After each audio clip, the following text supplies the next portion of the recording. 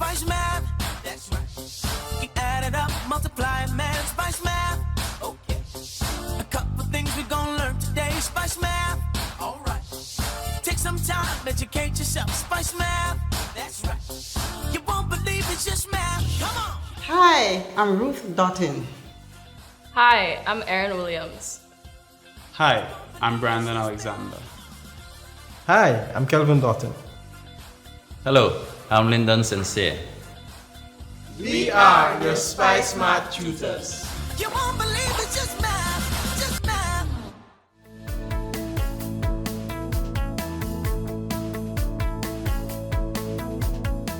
Welcome back to another session of Spice Math and to the third session of the Discovering Your Calculator series. Today we'll be looking at using our calculators in order to utilize trigonometric ratios as well as to input formulas. So now I urge you to pay close attention as I demonstrate these concepts using the calculator on the screen. The first thing we'll talk about in this session is inputting formulas. This is where we'll combine all the things that we've learned so far in our Discovering Your Calculator series. A good example to use for this is the compound interest formula. This formula states that A is equal to P, open bracket 1, plus R over 100, close bracket, all to the power of n, where A is the amount accruing, P is the principal, R is the rate, and n is the number of years.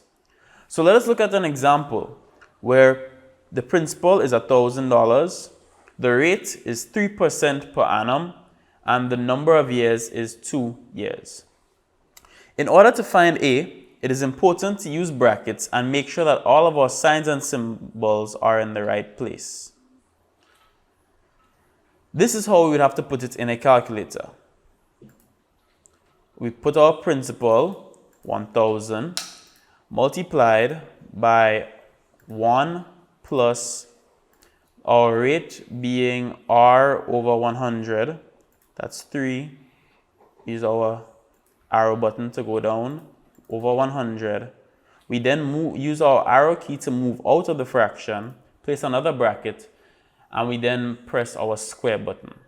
Now there are a few things I want you to note here.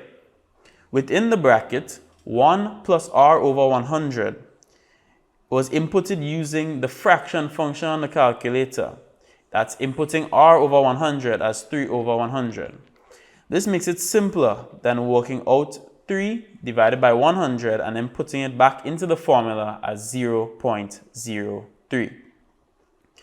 After inputting the information in the bracket, we then have to move outside of the bracket using the arrow keys before we press the square sign. This is in order to ensure that the square is applied to the entire bracket as it's shown here on the screen, because this is what the formula requires. So once we hit our equal sign, the calculator will return a result of $1,060.90, and this would give us our value for A, which is amount accrued. Now on to the second thing that we'll be talking about today, and that's trigonometric ratios. Trigonometric ratios are sometimes referred to as trig ratios. At this level, the trig ratios that you will be using are sine, represented by the symbol SIN, cosine, represented by the symbol COS, and tangent, represented by the symbol TAN. These ratios come into play when it comes to finding angles and lengths in triangles. Sine, cos, and tan can be found as primary or first functions on your calculator. As can be seen on the screen, there's sine, cos, and tan as primary functions, as symbols on the buttons themselves. So just by pressing the button, you can access the sine, cos, and tan ratios. An example of the format of a scenario involving a trig ratio is that B is equal to sine x. Whenever we use one of the ratios, we say that the sine, cos, or tan, based on which ratio is used, of an angle, which is x in the example I mentioned, is equal to a value. In the case of the example, that would be B. To find the value of A, I would have to find and press the sign button, that's this button here, and I would then input 0.75. After inputting this, I would press equal, and the calculator would return a result of 0.01309. That's the 5 decimal places. So it is important to note that when using the sine, cos, and tan functions that you ensure to close the bracket, because this is not done automatically. And if this is not done on some calculators, it would come up as a syntax error, and it would not return an answer. So please ensure that all your brackets are completed. So once we input sine 0.75 as was required by the question, it would return 0.01309, that's the 5 decimal places, and this would give us our value for A according to our example.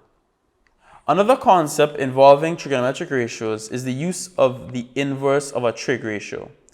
The inverse trig ratios look like normal trig ratios, but they are all to the power of -1. So that means sine to the power of -1, cos to the power of -1, and tan to the power of -1.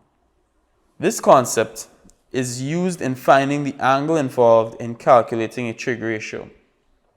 If the value that the trig ratio is equal to is known, meaning that if cos of x or cos x is equal to c, and we know c to be equal to a constant or a number, we can find the value of the unknown angle x by finding the inverse trig ratio cos inverse of c.